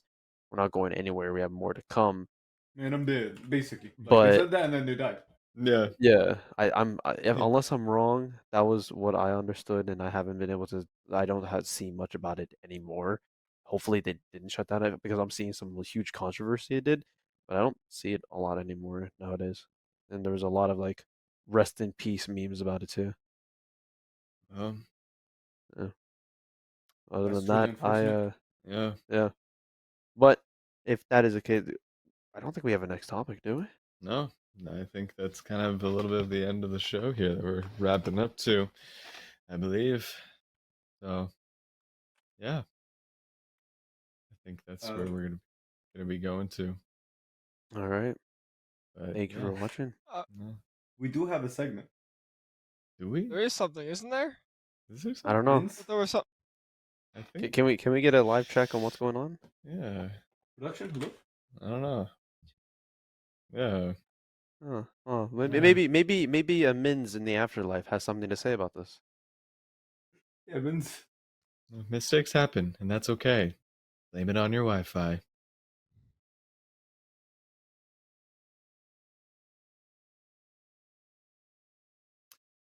But I mean, Feel like I need. Feel like I need the more you know. I don't know. All right. Well, I think that's it for us tonight.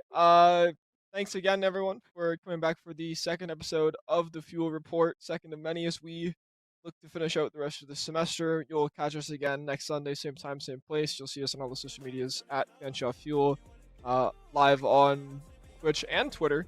You can also watch us on there. I don't actually know what the quality is like on Twitter. I'll have to look at that after. But be sure to come back next week. Join the Discord if you haven't already, fsu.ca/Discord. Check us out. Contact us if you got anything you want to see on stream. Type it in chat, Twitter comments, Discord, whatever. Let us know what you want to see next week, and we will get it on the Fuel Report for you. Boys, thank you guys for joining me, of course. Potato, Ninjx. We're back again, and we'll be back next week.